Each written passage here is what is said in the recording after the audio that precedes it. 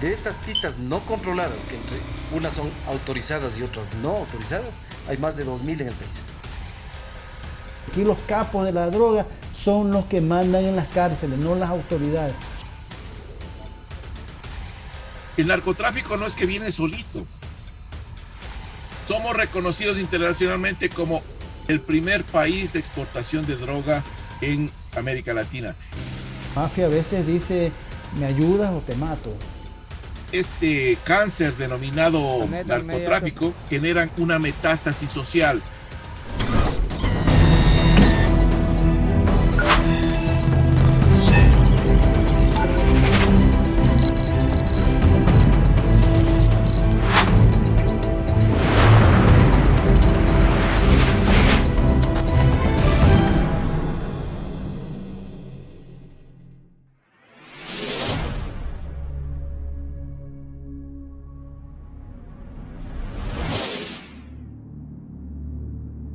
Los 671 kilómetros de longitud que tiene el perfil costanero ecuatoriano es tierra fértil para el tráfico ilegal aéreo de drogas.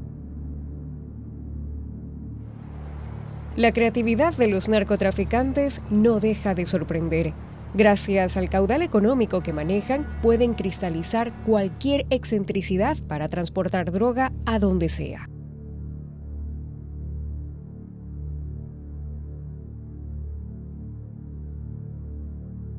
No solo contaminan contenedores en puertos o contratan a pescadores para que lleven la mercancía en lancha a lugares lejanos, también construyen pistas clandestinas.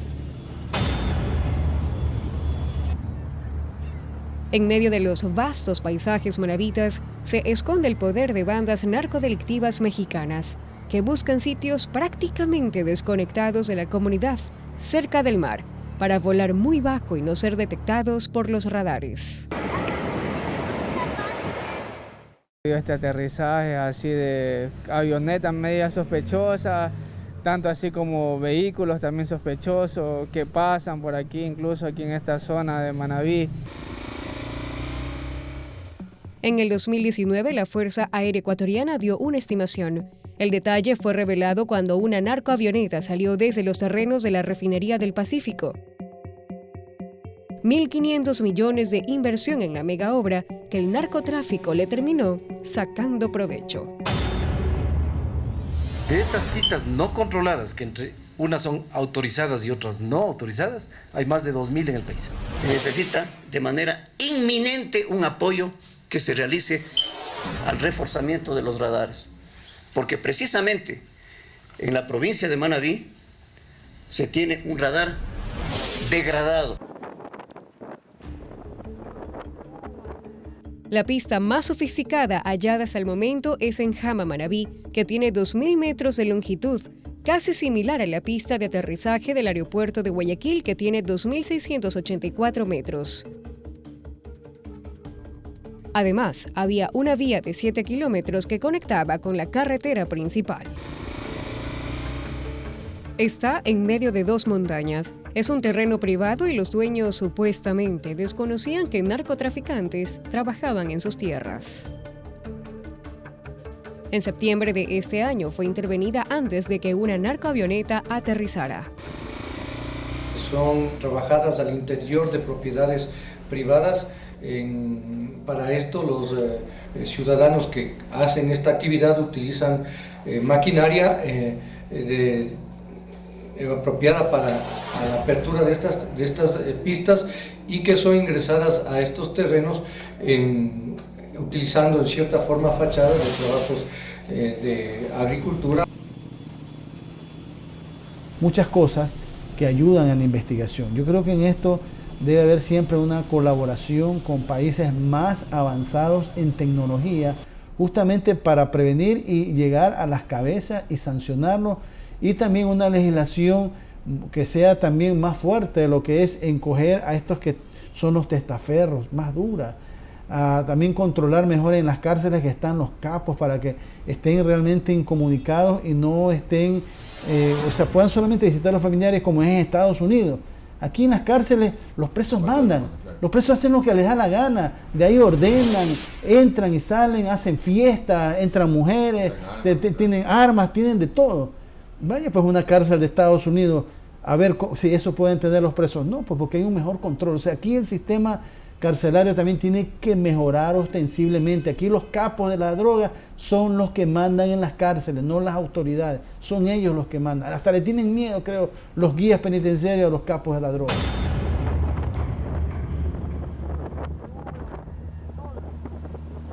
De la franja costera ecuatoriana, Manabí, Guayas y Santa Elena han sido las provincias donde más se han hallado narcopistas.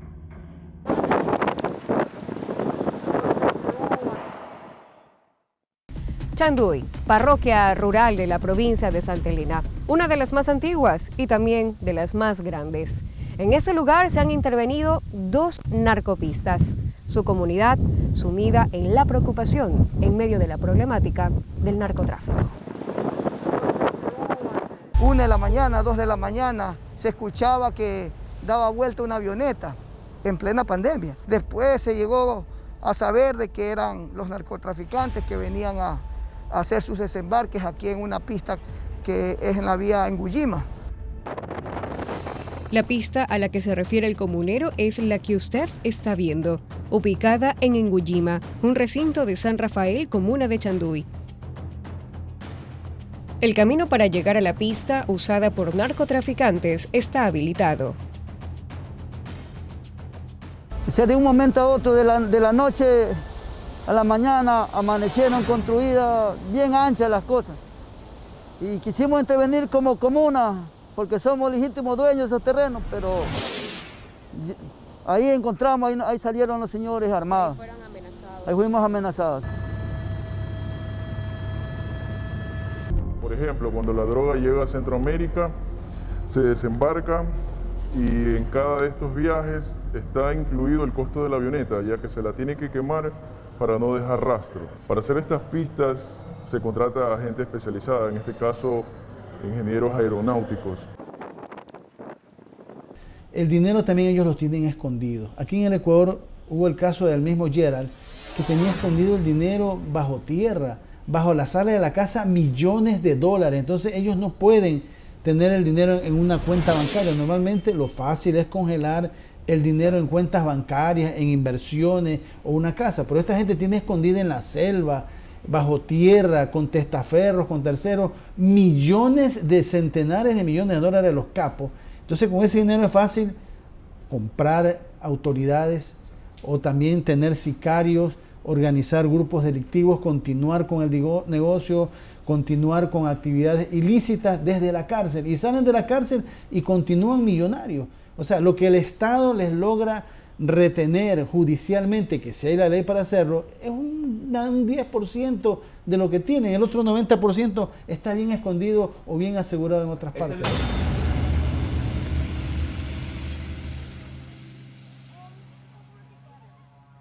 Hay muchas naves que vuelan sobre un nivel que son casi imperceptibles que sean ubicados por el radar.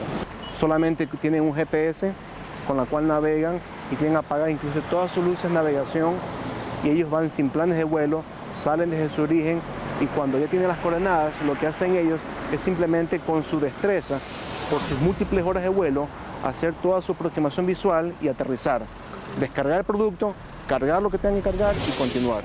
Y muchas veces allí cuando se han estrellado. Desde enero hasta la fecha se han incautado más de 123 toneladas a nivel nacional, una cifra récord. Guayaquil es la ciudad donde más se hallan estupefacientes, que representa el 31.81%. En el 2019 encontraron 82 toneladas, mientras que en 2018 97 toneladas. La cifra del 2016 se acerca a este 2020, donde la estadística marcó en aquel momento 110 toneladas.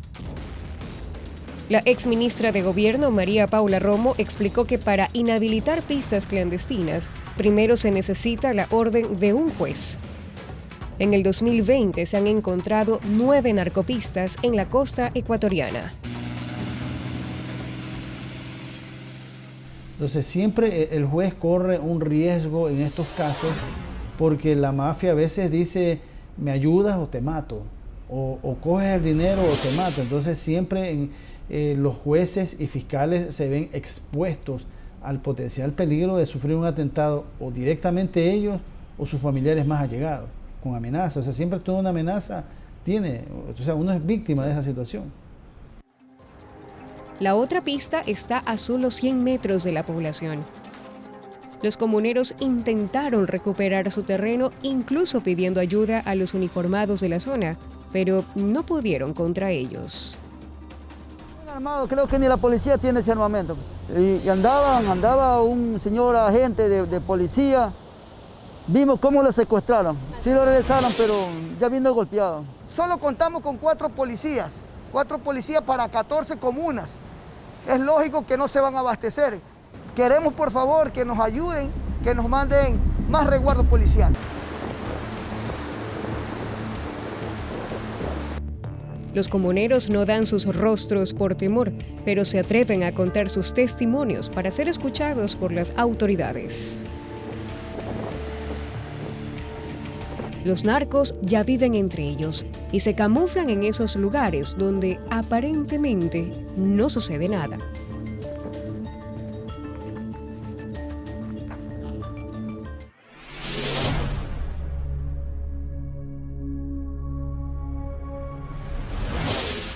La forma en que los narcotraficantes manejan el negocio hace que se dificulte el poder encontrar a los cabecillas. Los jueces actúan a base de presiones, en lo que hay que decirlo, así pasa, que puede haber corrupción. Hay normas al respecto. El problema es que muchas veces la investigación es deficiente. Hay amenazas, son gente que pertenecen a la mafia.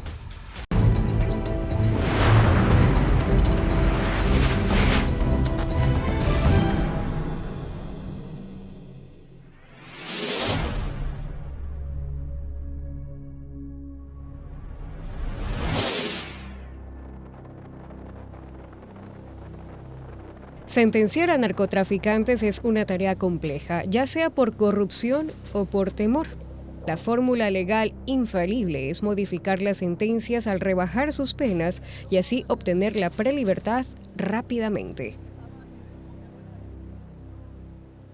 Esto ocurre porque muchas veces la forma en que los narcotraficantes manejan el negocio hace que se dificulte el poder encontrar a los cabecillas. Muchas veces el trabajo investigativo es deficiente y no permite llegar a las cabezas y por lo tanto eso dificulta que se puedan imponer penas más graves como autores o autores intelectuales. Eso es uno de los problemas. Y obviamente no estamos exentos de lo que existe en algunas esferas judiciales y fiscales, porque hay que decirlo, así pasa, que puede haber corrupción. Los jueces y fiscales deben contar con un resguardo, podríamos decir, personal, ellos y su familia. O sea, deben ser jueces y fiscales que tengan la seguridad que actuando con mano dura y firme contra estos capos de la droga no corran ningún peligro. O sea, yo fui juez y fiscal y normalmente en estos casos puede haber hasta amenazas. Hay amenazas, son gente que pertenecen a la mafia, mandan fotos de los hijos de uno, entonces sí crean un temor a veces a los operadores de justicia. Entonces la policía tiene que dar ese resguardo y seguridad a jueces y fiscales de que poniendo mano dura y actuando en justicia, porque tampoco hay que cometer atropellos, no les va a pasar nada. O sea, debe haber garantía. Allá en Estados Unidos sí hay esas garantías de que primero los jueces y fiscales son protegidos. El operativo más importante ejecutado por la policía este año fue Camarón de Oro, realizado en Tonsupa, Esmeraldas, en septiembre. 1.028 paquetes de cocaína escondidos en cajas de camarón, casi 1 tonelada de droga. Pero más allá de los kilos decomisados, el operativo cobra relevancia por el blanco capturado. Se trata de Francisco Javier A.S., de nacionalidad chilena, quien registra antecedentes por tráfico de sustancias en 1989, 2002 y 2015. Es buscado en Europa y Estados Unidos. Sirve a la peligrosa industria del narcotráfico hace 18 años. En 2002 fue detenido con casi 2 toneladas de droga. Incluso un ex militar estuvo involucrado, pero luego fue sobreseído. Al chileno lo condenaron a 25 años por narcotráfico, pero en el 2009 la Corte Nacional de Justicia le rebajó la pena a 16 años. Después obtuvo su libertad. En el 2016 recibió otra pena por el mismo delito, pero solo 3 años de reclusión. Gracias al operativo Camarón de Oro se abrieron 2 procesos por delincuencia organizada y tráfico de estupefacientes. Estaba con arresto domiciliario, pero la policía ya logró meterlo a las rejas nuevamente. Uno de los últimos casos sonados relacionados con narcoavionetas es el de la exfiscal de Manabí, Angélica Beltrán, sentenciada a 5 años de prisión por asociación ilícita al favorecer a narcotraficantes vinculados a cárteles mexicanos. Todo empezó cuando en diciembre del 2017 una avioneta aterrizó en el aeropuerto Los Perales, San Vicente, Manabí, con más de 500 kilos de cocaína. Los otros procesados salieron bien librados, una ex jueza de Manabí y un abogado de uno de los sentenciados en ese caso. Nos referimos a Javier Novillo Arana. Novillo fue el abogado de Jorge Luis Zambrano, alias Rasquiña, catalogado como el líder de la banda de los choneros en un caso por tenencia ilegal de armas. Pero las coincidencias no terminan ahí. Javier Novillo es sobrino del ex juez José Gerardo Tamayo Arana, quien fue destituido de su cargo por rebajar la pena de alias Rasquiña de 20 a 8 años por el delito de asesinato. Hoy enfrenta un juicio por prevaricato, mientras que Zambrano goza de su prelibertad. Otro nexo importante del narcotráfico fue Telmo Castro Donoso. Había salido del ejército cuando decidió servir al narcotráfico y convertirse en el brazo ejecutor dentro de Ecuador del cártel de Sinaloa. Conocido como el Capi, tuvo algunas veces favores de la justicia. Su primera condena fue en el 2009, pero su pena se redujo a un poco más de 1 año. En junio del 2013 volvió a la cárcel para cumplir una pena de 13 años por narcotráfico. Cayó durante el operativo Galaxia, cuando se evitó el envío de casi media tonelada de cocaína a México desde una pista en el Empalme Guayas, a tan solo 300 metros de un recinto militar. En el 2018 se favoreció nuevamente de un beneficio penitenciario, pero le fue revocado. Murió asesinado 1 año después dentro del Centro Regional del Guayas con 15 puñaladas. Respecto de qué se debe hacer con los bienes o desincentivar el negocio, ya hay normas al respecto. Hay el enriquecimiento privado no justificado, hay el lavado de activos, hay la asociación ilícita, hay la organización delincuencial organizada, hay también lo que es el testaferrismo, el lavado de activos, narcotráfico.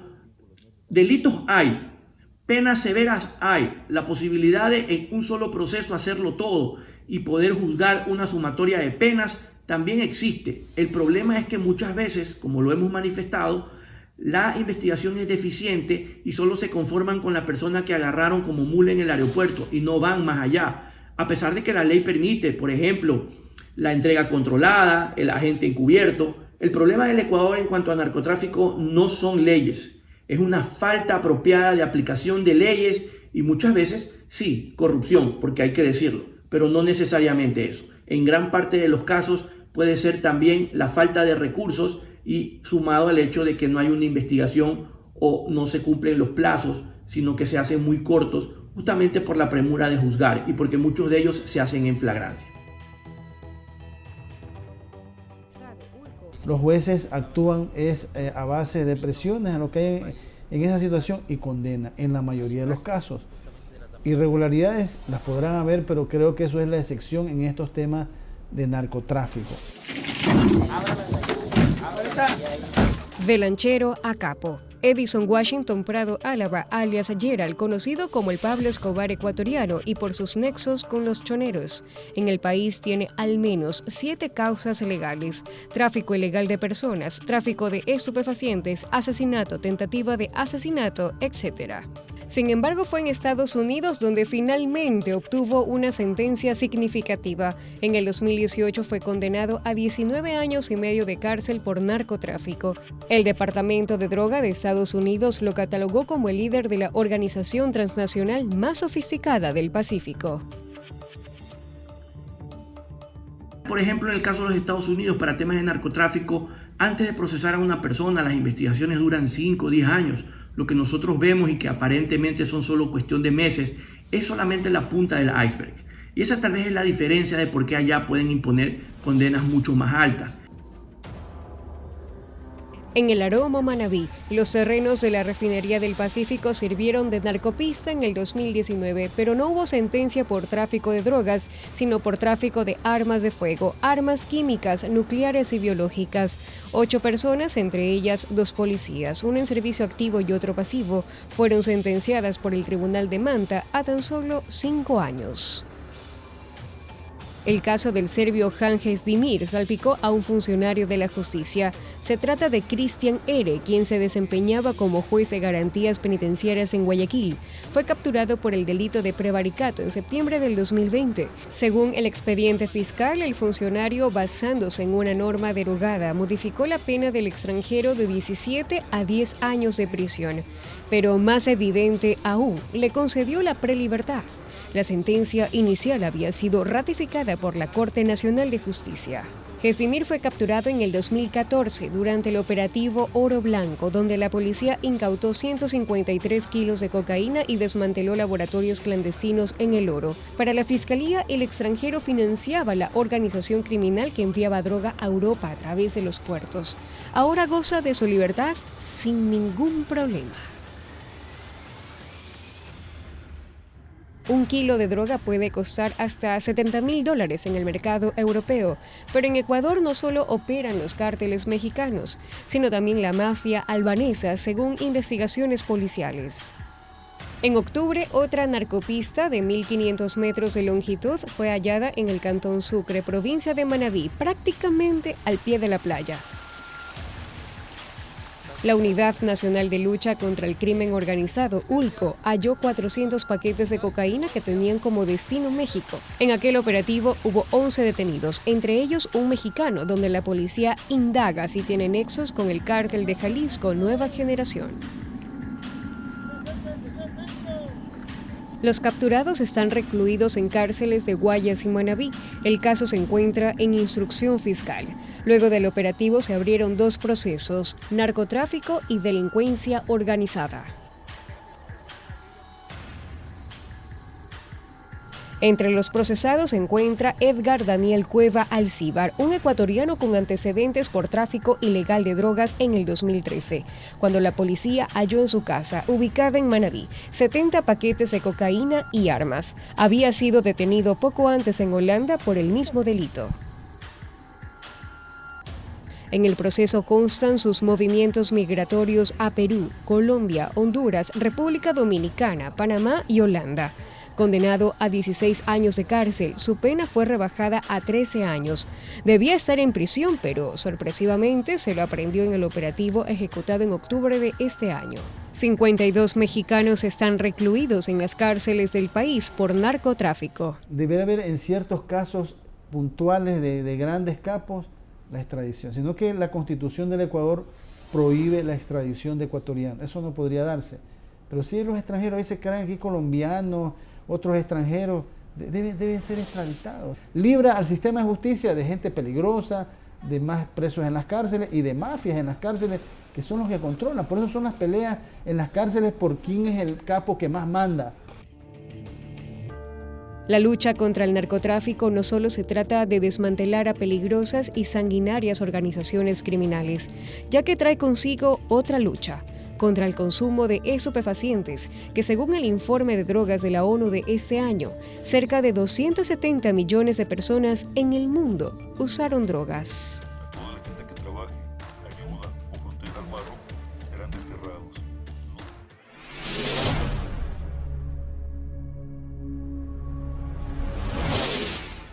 Un sinnúmero de maneras que las organizaciones se ingenian para poder ingresar la droga al país. Las plataformas internacionales de distribución de droga son básicamente los puertos y aeropuertos que tiene el país. Ecuador dejó desde mucho tiempo de ser un país de tránsito. Somos reconocidos internacionalmente como el primer país de exportación de droga en América Latina.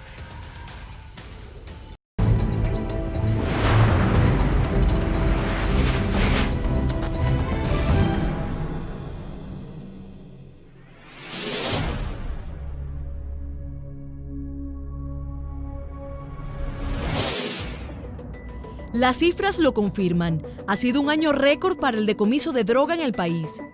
La Dirección Nacional de Investigación Antidrogas, por información proporcionada por sus unidades operativas, hace énfasis en que no existen carteles ecuatorianos de droga, que no hay organizaciones criminales de narcotráfico creadas y funcionando en nuestro territorio, pero que Ecuador sigue siendo considerado como un país de tránsito de drogas e insumos para la producción de las mismas, según la Oficina de las Naciones Unidas contra la Droga y el Delito. El general Giovanni Ponce, director nacional de investigación antidrogas, explica que las acciones de su unidad no solo pretenden decomisar el alcaloide que ingresa al país, sino neutralizar el accionar delictual de las organizaciones de narcotráfico y microtráfico que provienen de países del sur y Centroamérica. Lo que sucede es que las organizaciones delictivas envían sus emisarios acá al país para que hagan gestiones de tipo logístico a todo nivel para asegurarse que el alcaloide que ellos trafican lleguen a sus lugares de destino. Bueno, nosotros hemos identificado emisarios que vienen de Colombia, obviamente, es de donde existe la mayor cantidad de ingreso de alcaloides acá al país. También hay del cartel Jalisco Nueva Generación. Ecuador es una de las superautopistas de la cocaína del mundo. El 95% de la droga que ingresa al país proviene de Colombia, el 5% restante de Perú. El coronel Mario Pazmiño, presidente del Observatorio Ciudadano de la Seguridad Integral del Estado, afirma que la definición internacional de país de paso de droga le ha quedado corto al Ecuador, que la historia y los movimientos delictivos de las organizaciones de narcotráfico han ocasionado una evolución delictual en el territorio ecuatoriano. Ecuador dejó desde mucho tiempo de ser un país de tránsito para constituirse o cambiar de estatus a un país de acopio y plataformas internacionales de distribución. Las plataformas internacionales de distribución de droga son básicamente los puertos y aeropuertos que tiene el país. Y cerca de estos puertos y aeropuertos están caletas, están fincas, están casas, están empresas que sirven de centros de acopio para de esta manera poder mantener la droga oculta y poderla sacar posteriormente. Somos reconocidos internacionalmente como el primer país de exportación de droga en América Latina. El 73% de la droga colombiana sale por los puertos ecuatorianos. El Informe Mundial sobre Drogas 2020 de las Naciones Unidas afirma que en lo que respecta a los mercados de drogas, se desconoce cuál ha sido el impacto de la pandemia y es difícil predecirlo, pero podría ser de gran alcance. Las restricciones a la circulación limitan el acceso, por lo que los traficantes han tenido que encontrar nuevas rutas y métodos para pasar grandes cantidades de alcaloide. El general Ponce afirma que, a pesar de ello, cada día se encuentran métodos y rutas por donde los narcos pasan los estupefacientes. Colombia es uno de los mayores productores de droga por la extensión de nuestra frontera y hemos identificado en la misma alrededor de 78 pasos no autorizados que son utilizados por las organizaciones y que en diferentes formas y maneras ingresan los alcaloides hacia el interior de nuestro país para, a través de las vías, en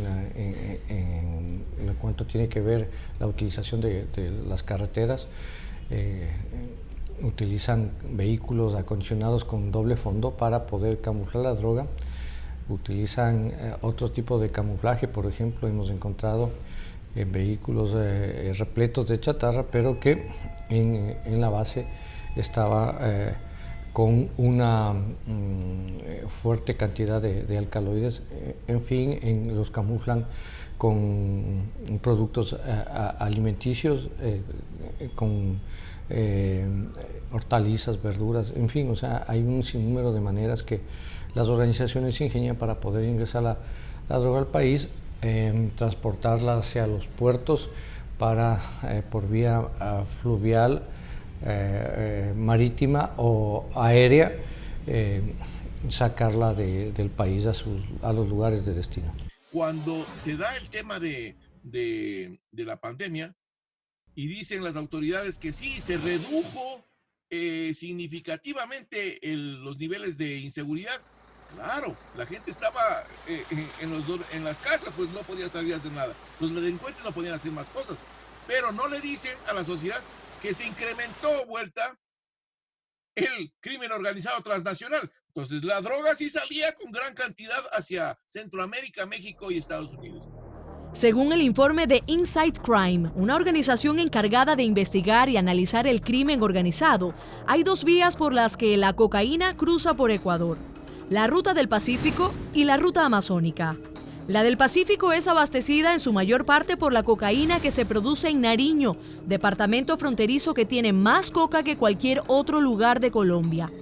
La ruta amazónica se abastece en su mayor parte de cocaína de Putumayo, el departamento colombiano con el segundo nivel más alto de cultivos de coca después de Nariño, y se adentra a la provincia ecuatoriana de Sucumbíos. De hecho, según el coronel Pazmiño, las provincias de Sucumbíos y Esmeraldas mantienen una alta presencia de organizaciones criminales y de narcotráfico. En las dinámicas criminales en Esmeraldas, tenemos, por ejemplo, en Esmeraldas la presencia de los contadores, el grupo Contadores, también la presencia del grupo Contador en el sector de la Reserva Agua, límite entre Esmeraldas y Carchi.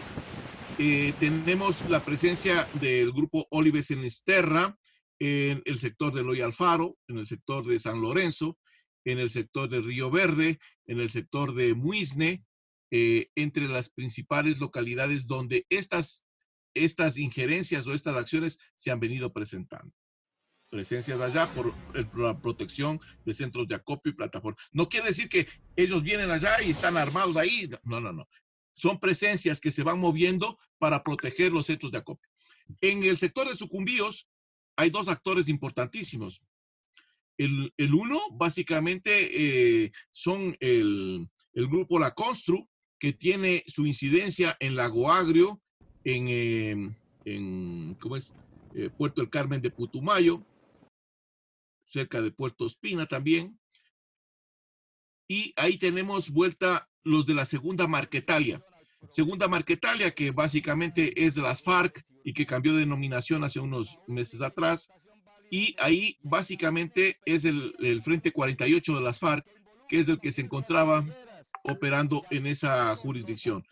El objetivo de los carteles que mantienen sus operaciones de acopio y traspaso de droga es enviarlas desde los puertos, costas y aeropuertos del territorio ecuatoriano hacia todo el mundo. Según el Reporte Mundial de la Droga de 2016, publicado por Naciones Unidas, las rutas internacionales más importantes inician en países como Ecuador y Colombia. Viaja hacia Centroamérica hasta México y su destino final, Estados Unidos. El medio de comunicación mexicano Animal Político, basándose en investigaciones desclasificadas del Distrito de Columbia, revela que el cartel de Jalisco Nueva Generación había enviado cocaína desde Ecuador hacia Estados Unidos en 2009 y 2013. La mayor parte de la cocaína se incauta en América. Significa que el 85% del total decomisado a nivel mundial en 2018, que fueron 1.131 toneladas, Colombia representa el 35%, Ecuador y Brasil el 6%, Venezuela el 2% y Perú 1%. La droga que llega a Estados Unidos desde Ecuador no solo sale por vía aérea, sino también por los puertos marítimos de Esmeraldas, Manabí, Santa Elena, Guayas y El Oro. El GEMA, el Grupo Especial Móvil Antinarcóticos, se encarga de realizar los patrullajes fluviales, pero también de inspeccionar de forma subacuática para evitar que los buzos no lleguen a contaminar introduciendo la droga en las embarcaciones. Pero también evitan que se genere la modalidad de gancho ciego. Muy buenas tardes. Policía Nacional les saluda. Tenga la bondad de detener su embarcación para realizar un registro. Muchas gracias.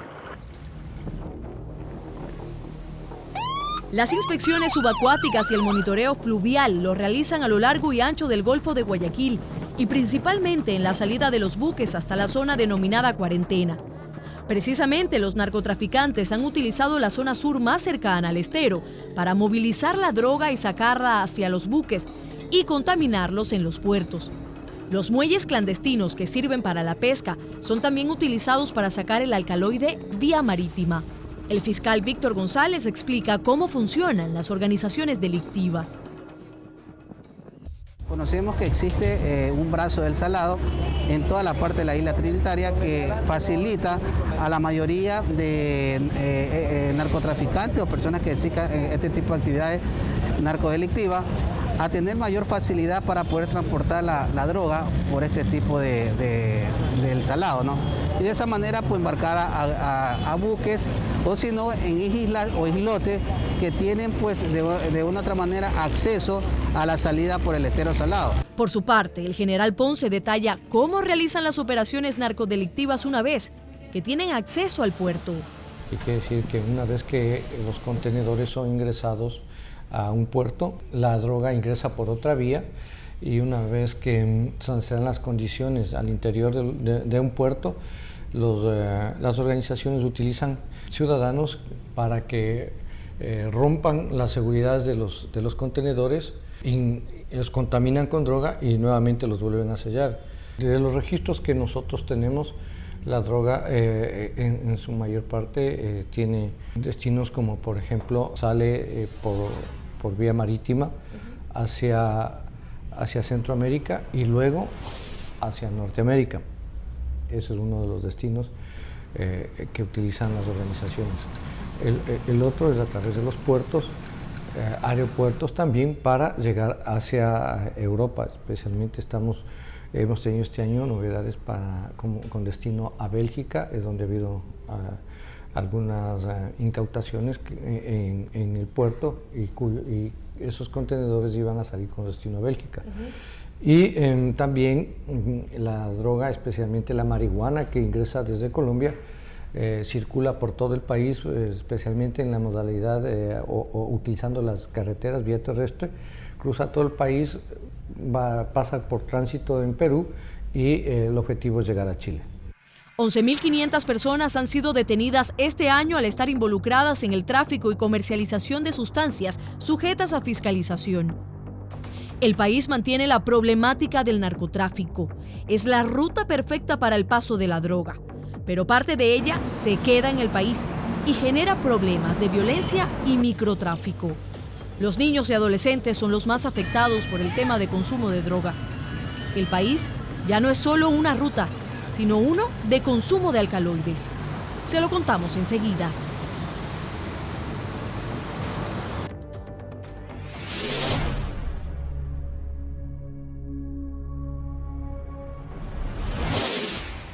El narcotráfico no es que viene solito. Y hay organizaciones o grupos que intentan tener el control. Yo por medio de eso obtenía dinero. Que justamente vienen drogas de diferentes países que están aledaños al nuestro. Este cáncer denominado narcotráfico tiene un sinnúmero de tentáculos que generan una metástasis social.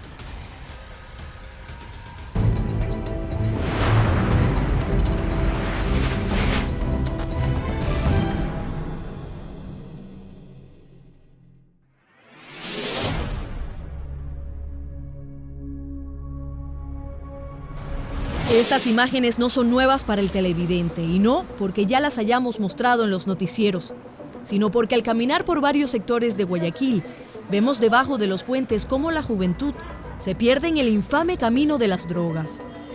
Son apenas niños o adolescentes, y algunos adultos que han crecido en ese ambiente. Su hogar es la calle. Duermen en patios, aceras, en parques.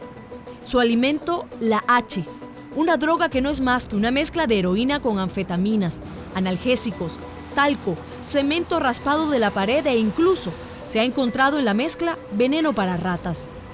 Según el Informe Mundial sobre las Drogas 2020 de la Oficina de las Naciones Unidas contra la Droga y el Delito, los adolescentes y los adultos jóvenes representan la mayor proporción de las personas que consumen drogas. Ese grupo de edad aumentó en un 16% en los países en desarrollo en el periodo 2000-2018. ¿Me puedes contar cómo fue que iniciaste con el tema de la droga? Conocí unos amigos Y desde ahí me enseñaron lo que es la marihuana. Ella es Isabel. Consume drogas desde los 17 años, principalmente marihuana y lo que denomina pistola o polvo. Tiene ahora 32 y lleva 15 días internada en el área de desintoxicación del programa del municipio de Guayaquil por un futuro sin drogas, que funciona en el Hospital Bicentenario en el centro sur de la urbe. Yo desde pequeña hice cosas malas como llevar droga, no lo puedo negar. Y yo por medio de eso obtenía dinero. ¿Llevar droga a dónde? A los sitios donde me pedían. Y yo perdí ya la contextura, yo ya no quería estar en mi casa metida, quería andar en la calle. Dejé los estudios hasta 6º año, no terminé el colegio porque prefería andar en la calle, vendí mi uniforme, vendí mis útiles. El área del programa de rehabilitación municipal cuenta con 3 consultorios para atención psicológica, una sala de terapia grupal y una para terapias familiares. Julieta Sagnay es la doctora a cargo del programa que desde agosto del 2019 ha recibido a 6.000 pacientes, niños, adolescentes y adultos, consumidores de estupefacientes. En la actualidad, 2.300 de esos usuarios siguen en proceso de desintoxicación. Que el problema no pasa desapercibido, afirma Sagnay, y que no se limita solo a la ciudad de Guayaquil. Los casos de consumo y adicción a las drogas aumentan cada día. Y tenemos en la puerta a veces una lista de espera. Están todos los lunes y martes, nosotros hacemos ingresos y tenemos una lista de espera. Se nos hace un poco difícil sin la familia, porque el chico sale de aquí y ¿qué hacemos? Menos mal ahorita tenemos los albergues del municipio, pero igual, o sea, necesitamos que la familia también apoye, que si no se encuentra a su hijo, que a lo mejor lo venga a buscar acá, que otros municipios hagan este programa también, porque estamos recibiendo chicos de Daule, de Durán mayormente, la mayoría son de Durán. Guayaquil está recibiendo a muchos jóvenes de Durán, de Vinces, estamos recibiendo de Manabí, de muchas provincias. Entonces necesitamos que los demás municipios también hagan este programa. Nosotros con gusto estamos prestos a ayudar. De las 118 toneladas de drogas que se han incautado este año por parte de la Policía Antinarcóticos, no se determina qué cantidad es la que se queda en el país para el microtráfico. Pero las autoridades no descartan que haya organizaciones internas que manejen el expendio de drogas en las zonas más vulnerables. El coronel Mario Merino es jefe de antinarcóticos de la provincia del Guayas y se muestra preocupado por la imparable situación del microtráfico, no solo en la provincia, sino a nivel nacional. Mire, es importante igual resaltar la preocupación que tenemos sobre el asunto del microtráfico. Nuestra jefatura antinarcóticos, si bien es cierto, combate la droga que sale al exterior, y también igual tenemos las organizaciones respectivas que envían la droga al exterior, pero también tenemos organizaciones delictivas que se dedican al microtráfico que justamente venden y distribuyen a nuestros ciudadanos aquí en el Ecuador. Recuerde que nosotros no somos productores de droga, que justamente vienen drogas de diferentes países que están aledaños al nuestro, y es la droga que ingresa acá y la que se distribuye con el asunto del microtráfico. El tráfico y comercialización de drogas en el país es otra pandemia que a las autoridades les resulta complicado combatirla. Tan solo en este año, en el Distrito Metropolitano de Guayaquil, que comprende los cantones de Guayaquil, Durán y San Borondón, la unidad antinarcóticos incautó 33 toneladas de drogas destinadas al microtráfico.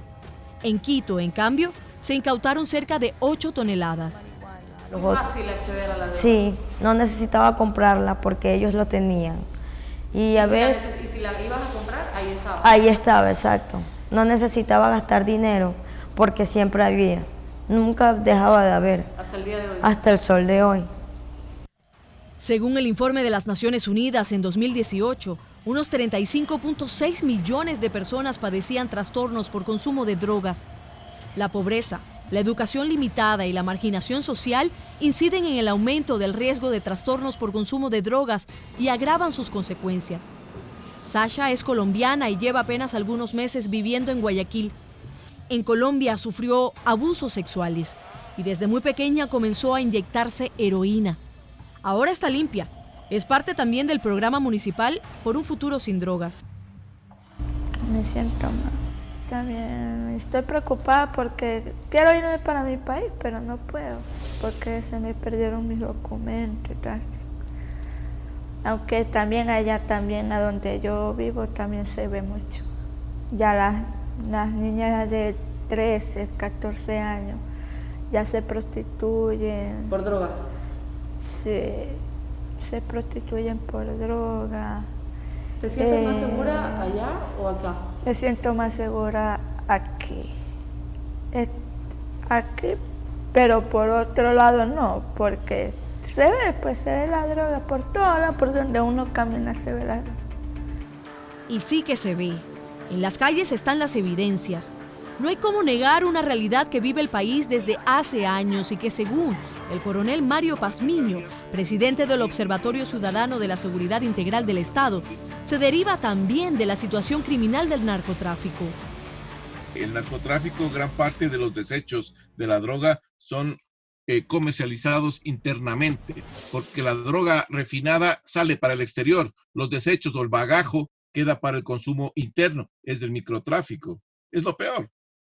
Pero al margen de esa situación también hay una cosa, el narcotráfico no es que viene solito, el microtráfico es parte del narcotráfico, está ahí, pero hay un sinnúmero de otros delitos que están conexos con ellos, por ejemplo, que no les gusta hablar a las autoridades, tráfico de órganos, tráfico de personas, ¿ya? Tráfico de armamento, pocotón de situaciones, sicariato, vacunas y un poco de cosas más. O sea, este cáncer denominado narcotráfico tiene un sinnúmero de tentáculos que generan una metástasis social, y la metástasis social está representado en los sinnúmeros de problemas. Entonces ahí vamos a ver que los niveles de violencia se disparan. El 16 de noviembre del 2016, este padre, a quien protegeremos su identidad, se enteró viendo las noticias que a su hija, de 25 años, la habían asesinado junto a su conviviente y un amigo a 10 kilómetros de la vía a la costa en Guayaquil. Los 3 cuerpos presentan heridas similares a las producidas por el proyectil de arma de fuego, a la altura de la cabeza. Con el pasar de los días logra enterarse por las investigaciones preliminares que el conviviente de su hija estaba involucrado en el tráfico y comercialización de drogas. Que siempre yo, a mis hijas, siempre yo le manifestaba que yo quisiera que ustedes me entierren a mí. No ver un padre enterrar a una hija, que es bastante doloroso, ¿entiendes? Entonces esto para mí es bastante delicado, traer el recuerdo de mi hija, ¿no? ¿Entiendes? Entonces, porque hasta ahora yo creo que las autoridades no han hecho nada por ver esto como esta cuestión de la droga, de los narcotráficos. Es como que tienen que comprar la vida de cualquier persona, como matan como que fuera cualquier cosa. El jefe de antinarcóticos considera que uno de los principales motivos de las muertes violentas en el país es por el tema del tráfico de drogas y disputa de territorios. Considera además que hay áreas en Guayaquil donde existe mayor concentración de violencia. El distrito sur, el distrito Esteros y el distrito Durán, donde existe más conflictividad en el asunto igual de las áreas de concentración de violencia. Y una de las partes fundamentales de aquí es el consumo de drogas. Hasta la fecha se han reportado 1.242 muertes violentas en Ecuador. De ellas, 341 se registraron en Guayaquil, Durán y San Borondón. Precisamente en el Distrito Sur, las autoridades tienen monitoreadas a las organizaciones narcodelictivas que operan en la zona. Aquí hay organizaciones o grupos que intentan tener el control, pero para eso está la Policía Nacional, para poder ejercer el tema de seguridad ciudadana y orden público. Aquí tenemos identificado un grupo de los lagartos, ustedes pueden ver, ellos mismos se identifican, ellos mismos se marcan en estos sectores. Según las investigaciones, los lagartos operan en sectores como Fertiza, Santiaguito Roldós, Malvinas, Sopeña, Trinitaria, Guasmo Sur, Floresta y Pradera. En cambio, los Choneros, otra organización criminal ecuatoriana, operan en la parte norte de Guayaquil y en el cantón Durán. Pero más allá de la disputa por el territorio de estas organizaciones, los narcotraficantes saben con quién pueden contar para sus actividades delictivas.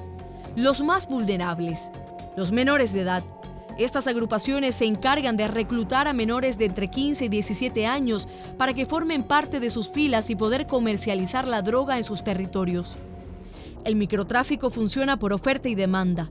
En el 2019, cerca de 600 menores de edad fueron aislados por tenencia o posesión de tráfico de sustancias sujetas a fiscalización. Este año la cifra llega a aproximadamente 400 adolescentes aislados. La cifra ha disminuido, sí, Pero afirman las autoridades que se debe a que por el momento y debido a la pandemia no hay acceso a las clases presenciales, por lo que los traficantes no cuentan con ese espacio para vender la droga a los menores de escuelas y colegios. Pero esta disminución no representa un logro. El problema está ahí, casi detenido, pero ahí, a vista y paciencia de todos, a la espera de soluciones más drásticas, de políticas públicas eficientes y de controles más fuertes para eliminar o al menos intentar contrarrestar esta pandemia que acaba con la vida de cientos de jóvenes y adultos ecuatorianos al año.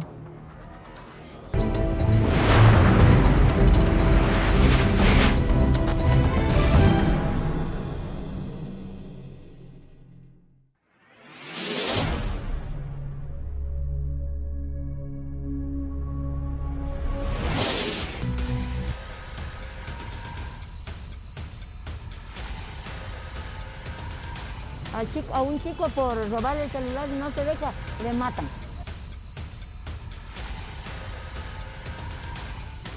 Pero si su pregunta es qué pasó con los ciudadanos que fueron detenidos, sí, fueron liberados. Si me pregunta qué evidencias existió, le estoy diciendo. El vehículo, el arma de fuego, las herramientas, y a eso súmele la denuncia de la persona que estaban queriendo robar a su domicilio. Porque encuentro después una institución debilitada y desmotivada. Cuando usted se juega la vida, toma a un delincuente, le pone al servicio de la justicia y ese delincuente en pocas horas sale en libertad, eso desmotiva el trabajo policial. Por lo tanto, y es más, no solamente desmotiva el trabajo policial, sino que activa a la delincuencia.